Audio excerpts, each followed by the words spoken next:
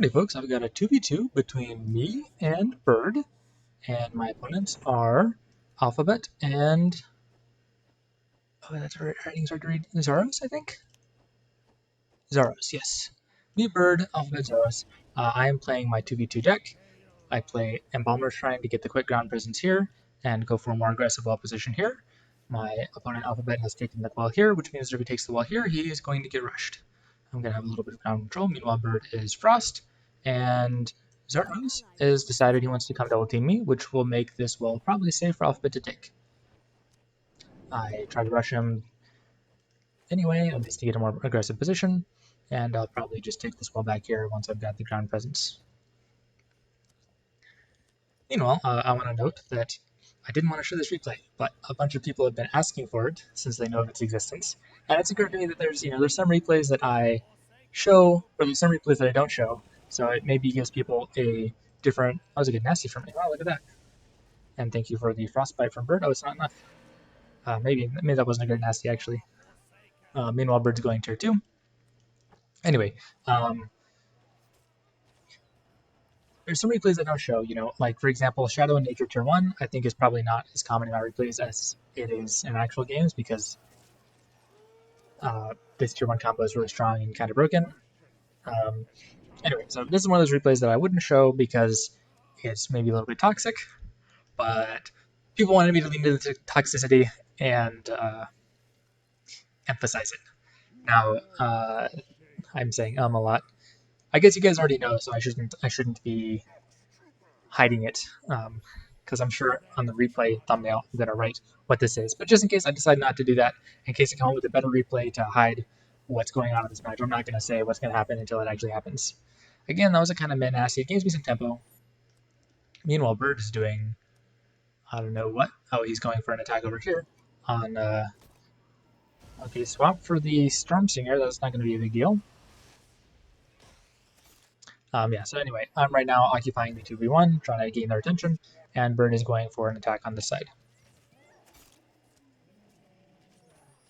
Bird probably doesn't want to give the Night Guard back, because then the Eagle could be swapped. Meanwhile, I'm defending here. And Bird keeps up the attack there. I've got 2 wells. The other team has taken wells pretty aggressively, so Bird needs to make something happen here. Meanwhile, I've got some units, so I'm going to put some pressure here. So this is looking like a good place for pressure. We are going to have to be worried about this Night Guard. Runs into the Glacier, or not the Glacier Shell, the Glyph of Frost. This is probably going to be a big nasty. And it was a big nasty, killed my army. That's probably going to stop my attack. Instant Frenzy with the Forsaken. I'm going to run back a little bit. Meanwhile, Bird is still pushing here. Would not be surprised to see that drop. And then in here we've got me spamming versus Alphabet spamming. His units are not dazed while mine are dazed, but I've got a little bit more on the field. We get another Forsaken for me. Bird did drop this. Now, of course, yeah, there we go. There's a Hurricane that's going to be really effective against me. Bird played a Ice Shield, so that's okay.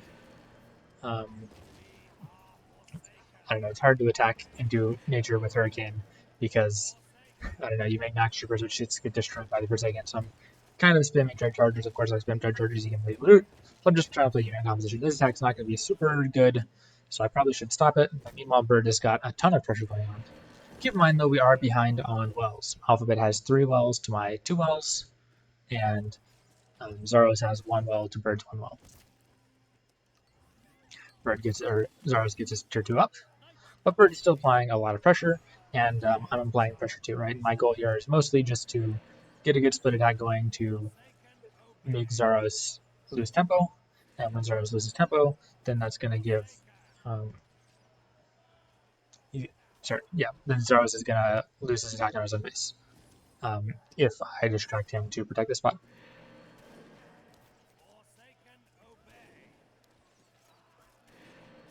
So yeah, keeping up the pressure again. The longer this match goes on, the more of a benefit Alphabet gets, so it's unclear if I'm actually winning this. Another Gravity Surge on that Storm Singer, and Yeah, so far it doesn't look like my attack is doing anything. And Alphabet was able to get tier 2, which means that I'm behind on all fronts. I hope that Bird would make something happen here, but that's not the case, and we are definitely behind out of this exchange. Well, one well was dropped, so yeah, but they've had more wells than us for longer, so probably that's... I just took a well here, so now I've got equal wells with Alphabet, but I'm down a tier. I'm making Judge Charger to fix that. And the Bird has taken a second well also, which puts us even on wells. They've had theirs up longer, but Bird kicked one of Xaros's, so altogether I would say things are relatively equal. Alphabet definitely has more power of the two. Bird had a nice clip of Frost to give me some time while my tier 2 votes. I'm playing Pure Shadow, Bird's playing Pure Frost. Xaros is playing Stonekin, and Alphabet is also playing Pure Frost or Pure Shadow. Bird's got the White Rangers. He's also got some ground presence here. Yeah, this attack's not going to happen. It is going to force me to play an Art of Corruption, but the Stone Tempest moves slowly, so I think we're going to be able to kill that before it escapes. Not going to do damage to much else. There's a Corpse Explosion. Okay, a little bit of damage. We got his Tempest. We didn't kill these guys. But that's all. That's going to be fine. Meanwhile, Xaros took a well over here. And I take a well also. My strategy is going to be to take a lot of power wells because I've got a pretty late game focused deck. So if we get to high power levels, it's going to be quite good for me. There's a Harvester. Now we know that Bird has Lavish Knights, so that's not going to be a big deal. These guys don't have a lot of health, but they still do a lot of damage in that short time frame. And this position is looking kind of scary. Meanwhile, the Harvester is not. Yeah, this well is getting quite low. My Hour of Corruption, I think, is on cooldown. I decided to use it here. Is this going to drop, or are we going to get a Global Trick in time? We did get the Global Trick in time. But now we have to deal with a Harvester without Global Trick. But with a combination of freezes and nether warps, I think it's going to be just fine. And of course, building protects. I'm more worried about this spot because of it's getting quite low. There's the Global Trick. I just nether warped him back there. One thing that Alphabet could be doing is he could be doing a nether warp before me. Because if he nether warps before me, then I can't nether warp him because there's nether warp immunity. Or versus Shadow Mage. I don't quite kill him, so I'm probably going to spawn something and then my Shadow Mage is going to die. But that's alright. Bird decides to spawn for me. Again, the Harvester is still CC'd. They do have more wells than me by quite a significant amount. Alphabet's finding a lot of power, but so are we to keep going after this Harvester.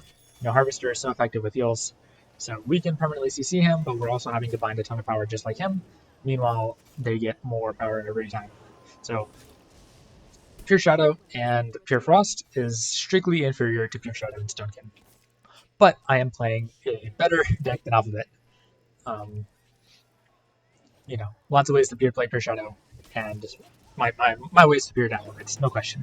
You're about to see. Well, you can decide what superior means. I would say I have a better chance of winning this because of my deck combination. We finally killed a Harvester, meanwhile we're bringing in a bunch of dazed units to do something, and Harvester number 2 comes out. This does get vulnerable to an Hour of Corruption. Nice root from Xaros to keep us all pinned down in this position. I don't think I mentioned Bird took that well back there. Glyph of Frost on the Harvester. So we're going to keep keeping them CC'd with a combination of Frost and Nether Warp, as we saw previously. Someone messaged me in game. I'm going to try to respond to them. I don't know. Things are kind of action packed if you don't have to respond to them. Alright, I'll try. We'll keep the map here. Can't buy another rope away. Quests and achievements.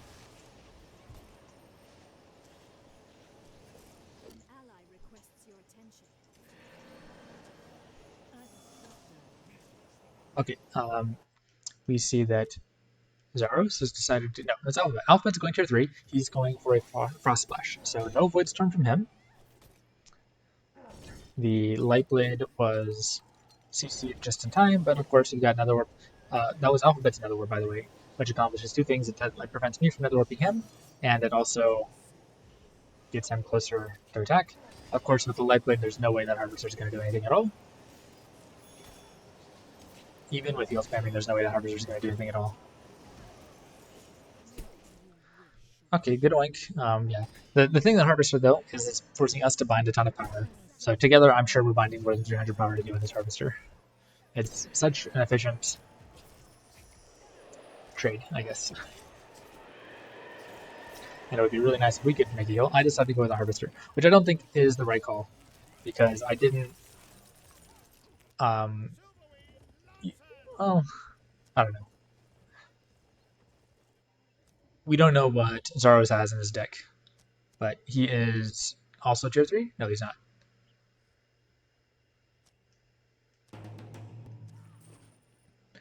Skeleton Warriors dies. I've got a whole bunch of tier 2 units. Yeah, I think the reason I decided to go Harvester, which is just going to die.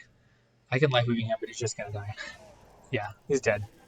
So that's no good. I need to get tier 3 ASAP. Yeah, I think the reason because I had so much power down tier 2, I didn't want to go tier 3 so soon, but no, I should have just 100% gone for tier 3 instead of trying to make an attack happen. So one's attacking here. We've got this Grigori that's going to do some damage. Corpse Explosion. But yeah, not going to do anything. Also, I've got the Embalmer Shrine. I think that's the first time we've seen Embalmer Shrine activated. Grigori is waiting here. I'm going to try and get tier 3, but we will see. At this point, I think everyone can agree that we're losing. And so if we come back, it is due to the fact that my deck is superior to Alphabet's deck. I think we can agree that's what's going on here. Another Civil Lancer spam. I lost a wall here. Yeah, definitely a bad position for me. But, you know, never quit with my OP broken deck. I don't know. I don't know how I feel about releasing this strat to the whole world, because it's kind of toxic. And it's not that toxic when it's just like for lulz, but if we see this kind of behavior regularly, that was a good Corpse Explosion. Can I get like some clapping for that Corpse Explosion? Life Weaving on the Silver Lancers to make sure the damage reflect will kill my well. Kobold Trick from Bird to make sure that doesn't happen. Also the freeze. My spot here is in a bad position, but I've got ground presence to go tier 3, and I do start doing it tier 3. Am I going to lose this orb, or can I unmove my Shadow Mage away because I want another warp them out of there? Here we go. And as soon as my tier 3 is up, I am playing Triple Shadow, so you can see there's a Void Storm coming. Got Cultist Masters going here. Very nice Clip of Frost from my teammate to prevent that. Tremor on his base. Meanwhile, I've got 200 power, and I just lost a bunch of power. There's my tier 3 orb. Can I get Void Storm? 200 power, there we go. That was the Void Storm. The Grigori lives. That's no good. So when I see this, then I feel like, oh no, game's over. But if we watch right here, you may about to see something interesting. You know what that was? Who knows that animation? PvP players, or PvE players, they know what that animation is. Oh, I lost the well there. Another Grigori coming. So that animation was... Do you know in the comments? Time to put the comments down there. Oh, he used his taunt so that I can't use my Cultist Master ability, I think. No, he didn't. Yeah, he did. That was Offering. Now, if you may know, Void Storm was recently deemed to be too strong in 2 versus 2. So the solution was to give the cooldown, double the cooldown time. So it costs, you can use it once per 60 seconds instead of once per 30 seconds. Of course, if you use Offering, cooldown is reset. And so that's what I did. I've got Offering in my deck, so I Offering the Cultist Master, and I can play Void Storm infinitely, as long as I have power. Now that's not given, as you can see. I lost a bunch of wells. I only have 3 wells, so it is not a given. However, the Void is quite strong, so that's the question. Can I Void Storm faster, or can they overwhelm us faster? Now, of course, there's some quite obvious counterplay to this technique. For example, playing buildings. Voidstorm's not that good against buildings. I think what we saw Alphabet doing earlier, oh, he's spamming a whole bunch of units, yeah. If he spams a bunch of units before, oh, Bird is finally going tier 3. Yeah, so he spams a bunch of units, then when I play my, there you go, offering on the Cultist Master again, so as soon as I get the power to Voidstorm, I'll do that. Oh, I think I just did Voidstorm. And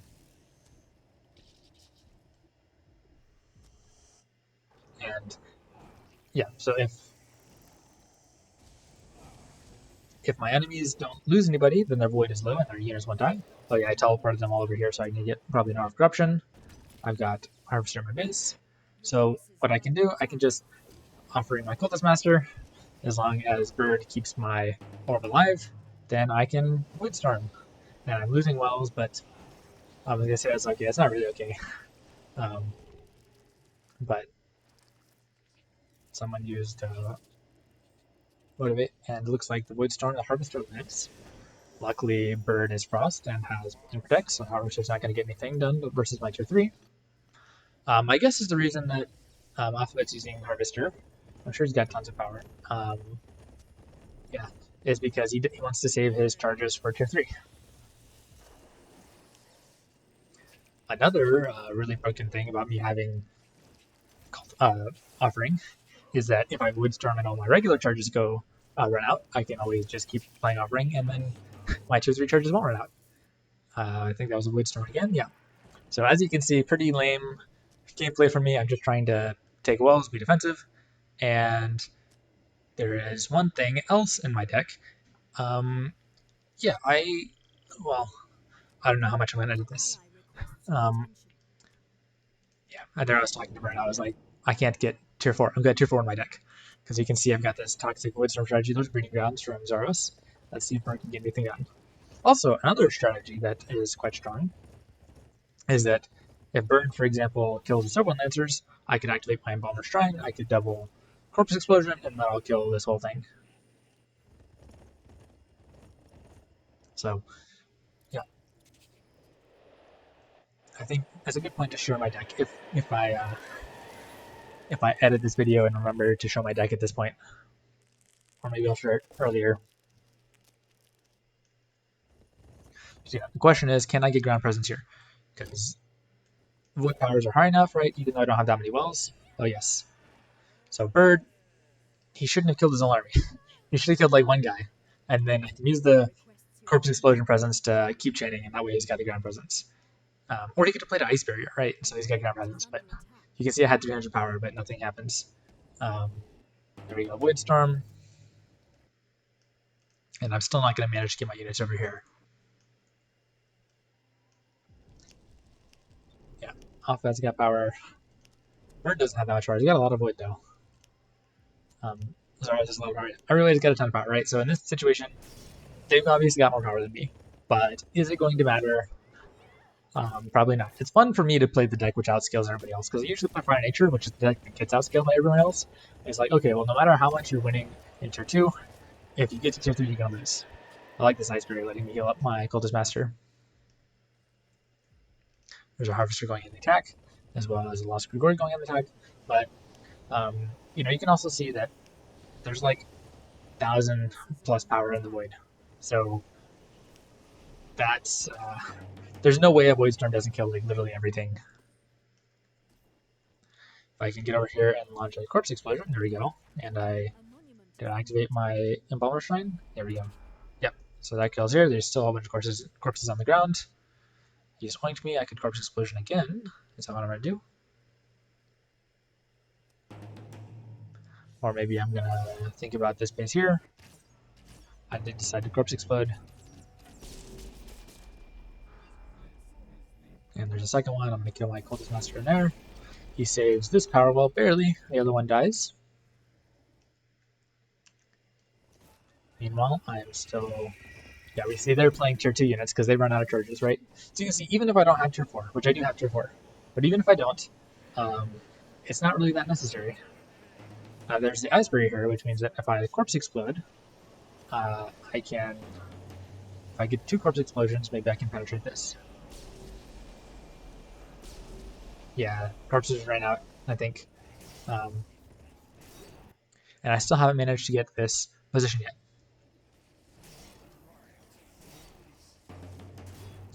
Corey's putting in work, but I don't think it's going to drop. Oh, maybe. Yeah, okay. Well, never mind. I was wrong. I guess Bird didn't. He had stuff on cooldown. Now I've lost my tier 3, which means a Void Storm is no longer a thing. I've got the tier 3 here. I'm probably going to take this wall just to give myself more defense. And now I need to reclaim this spot. And if I get this, then I'll have my tier 4, and the game will be closed. Yeah, so now I'm very vulnerable because I don't have my tier 3. So if Bird can keep me alive long enough, I can Void Storm, and everything will be fine. I'm building an Embalmer Shrine because I know that there's the... Oh, I teleported away. Kind of missed the freeze, yeah. There, my tier 3 comes up. There's going to be a Void Storm. There we go. There's the Void Storm a few times. We see that Alphabet actually built this wall to prevent me from getting my tier 4. Because he has seen the writing, he's realized I've got tier 4 coming. And yeah, so in a regular game, actually, never mind. There may be a bug. I'm not sure what's gonna happen in a second. Or maybe I'm just thinking something's weird. So anyway, Burrower spam. If I motivate my Cultist Master and Woodstorm, there we go. Everything's dead. I'm trying to get this. I think maybe Bird will be the one who has to clear that wall for me, and I'm just going to be full on defense. As you can see, my Void power is quite high, but again, I've only got like 3 wells, and my power is way less than everybody else. Alphabet's got 2,000 power in the Void. Bird's putting in pressure here. Yeah, so the thing is that having tier 4 in this deck is not really necessary because I have way more charges than everybody else, right? However, it's going to greatly expedite the process, and probably we're going to run out of time if I don't have tier 4. So that's why I've got it in my deck. Because I don't really want to win on score, which arguably I would, right? Probably, well, actually, our team score is not that far behind. So, yeah. Of course, the winner is the person with the highest individual score, not the highest team score. So this number is meaningless, and you can't really know how it's going to be. If I were to guess, I would guess that Alphabet is the one with the highest individual score because he's just like spamming so much units and he's got so many power wells. That would be my guess. I think Xaros has also used all of his burrowers, so there's like not a real good way for them to attack us by this point, right? They're out of charges, right? So question is, could I kill them before time runs out? Oh, there's a corpse explosion. Oh, that was Alphabet's corpse explosion, I think. I think I lost that well, or maybe I didn't have it. Not sure. Yeah, so we've got the breeding grounds from Xaros, and that is to give them some ground presence if they come up. But yeah, at some point, I'm going to get tier 4, and then the game's going to be over. The question is... Yeah, anyway, so that's the thing. There's no way the enemy is going to win unless they beat us in time. Oh, that's what they're trying to do. They're trying to stall this out. The way I tried to stall them out earlier, now they're trying to stall this out. And maybe if they run out of time, then they can win on score. So that's my spiel about why tier 4 isn't like really necessary in this deck. But it's a good way to end the game. I've got another Embalmer Shrine here, that's why we got ground presence. So that if I Void Storm at any point in time, oh yeah, there we go. No, yeah, if I Void Storm at any point in time, or we can another warp out, and that way I can keep the ground presence, and as soon as that finishes building, I will have tier 4. And I've got the power to utilize tier 4, or at least to build it. Oh, Void Storm, yeah. So I can build, I don't even have the power to go tier 4. Because yeah, I'm so power starved. I have the least power of anybody in the game. But because the game has gone on so long, and because I've played so many Void Storms, so we all have a ton of power in the Void, so we all have tons of power. So I was making more burrowers. That's probably my power of corruption, because I didn't feel like playing another Void Storm. Oh, Alphabet has buildings too. He's going to Flea Star spam. That is definitely a viable strategy. I played that because I wanted to get my offering for Void Storm. Because I see there's an attack going on here. Ooh, nice save from Bird. I probably want to wait. No, I don't wait. I just Void Storm. And now the game is mine to play my tier 4 card, which you've probably seen my deck already, so you know what that is. I've got Ember Strike in my deck. You can pick between Ember Strike and Earthshaker. I think if these Shadow Mages all go... Yeah, here's the reason why I like Ember Strike, right? He's got this whole bunch of Shadow Mages. I can just play an Ember Strike, and then that's not a problem anymore. Or I could let Bird do things for me, yeah. But Earthshaker isn't going to do anything for me here. So that's one of the reasons why I like Earthshaker more. And it's probably possible they'll punch through this, because that's a lot of damage. Yeah, am I going to lose this? Okay, not quite. Anyway, there's Ember Strike. I made 2. That's probably not that efficient to make 2 into the R of Corruption.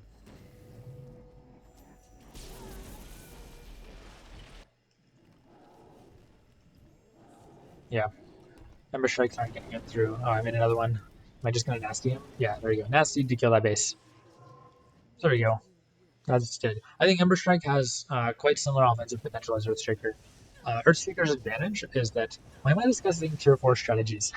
I'm not tier 2 too. That's not a thing I should be talking about. But yeah, tier 4 strategies, that's the thing. I hope it doesn't become more meta.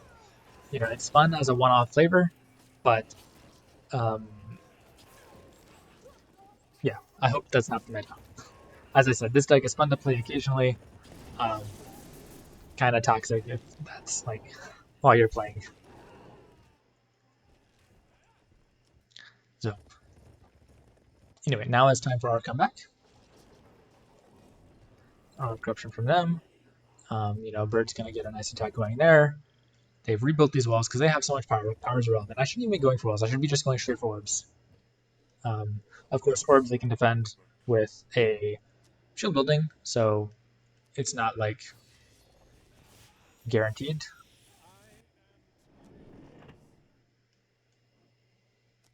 Anyway, I don't have power to do anything. That's what's going on.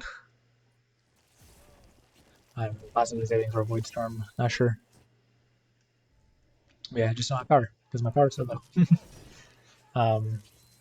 Also have less wood power than everybody else because I built a nice shore. There we go. Here's an attack. Maybe I'll start spamming. Oh, Void Storm. There we go. He's got the soul ones there. If I play some corpse explosions into this, I will kill it. Bird's got he's playing the tier 2 units also because people are out of charges. Meanwhile, I'm out of power.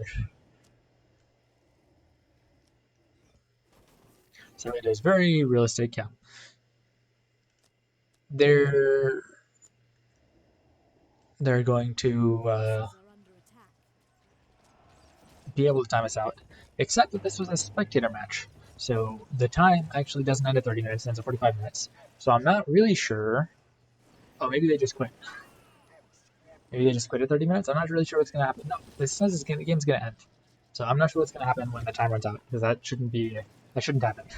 Anyway, spectator map should be 30 minutes, right? This should be a timeout situation where we're trying to rush to time them out, but because it's a 45-minute spectator map, there's no rush to time them out.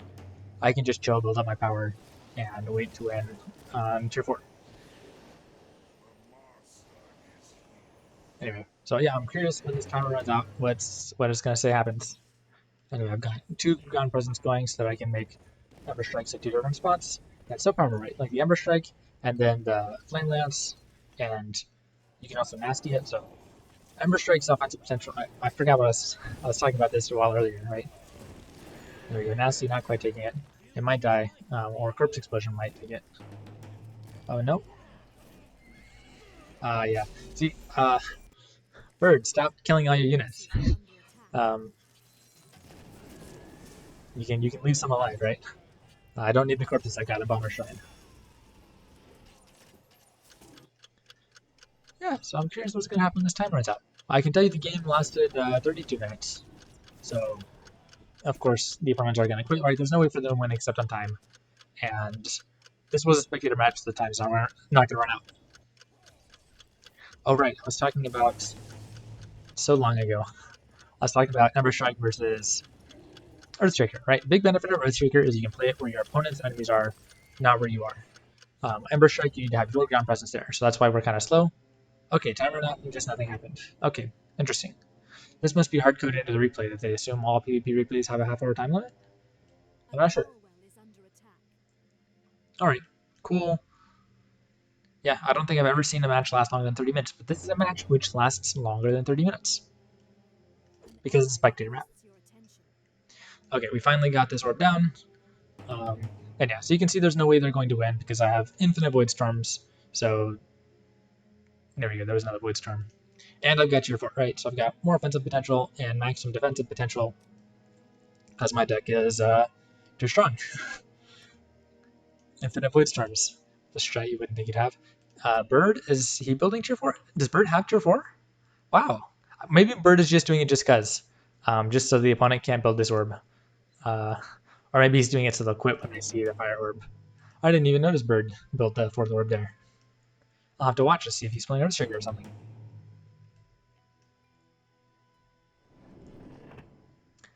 I do think my Ember Strike charges right now. There are only like 12 of them, give or take. There you go. Corpse Explosion to take out the well. Ember Strike. He's rooted me, but I'm still going to be able to attack. And they are stuck on Tier 2. So yeah, Tier 2 versus Tier 4. There's no way they're not. There's no way they're winning unless they win on time, right? Maybe they can defend until they win on time. That's a possibility, except that, again, it's a spectator map, so that's not really a possibility. There's like 15 more minutes until they actually run out of time. So there's no way they live that long. Because the time went out, the music has gotten a lot more chill. It thinks we're on the forge or something, I guess.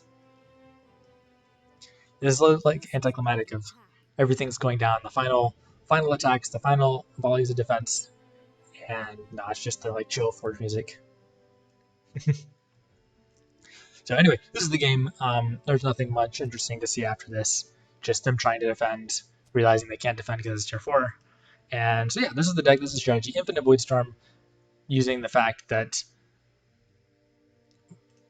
offering removes cooldown to get an Infinite Void Storm. And as you can see, it's quite power intensive. After the game goes to a certain point, the power doesn't really matter, so the fact that I had less power than everybody doesn't matter.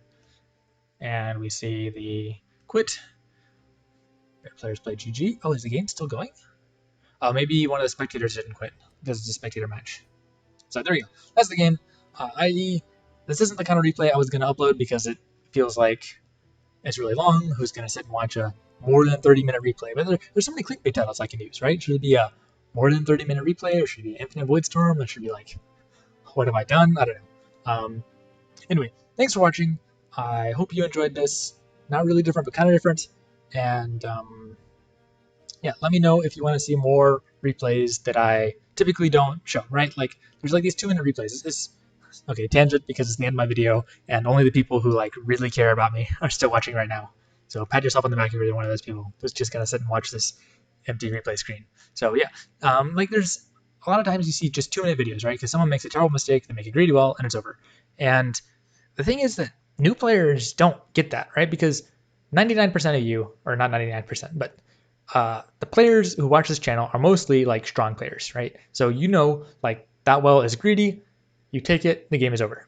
So there's like so many plays you play, right? I play against a noob, they just take a well, which is just terrible, and they get run over, right? And it's a 2-minute replay.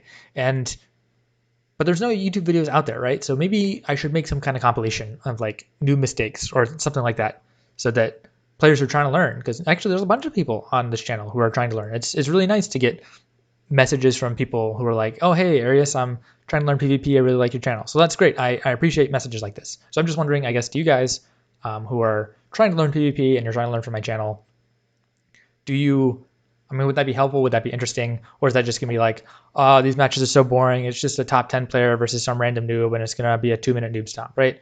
I don't know how you guys would feel about it, but here you are, the most dedicated people. You're the 200 people that watch every video. So thank you for that. Let me know in the comments. And thanks for watching. Oh, also, one last thing. Not quite. One last thing. I've got a new mic setup. I've been changing my mic setup basically every video for the last couple videos. I hope this one works because I did something quite a bit different. If this doesn't work, I will just have to change back to my old microphone. but that picks up a lot of background noise. So a couple years ago, people were complaining about that microphone. I've got this newer one, but I think the volume's kind of low and it kind of muffles me. So anyway, hopefully this is fixed. Please let me know if you want this kind of video, if you want the noob stomps, and if my microphone is better. Thank you guys for watching.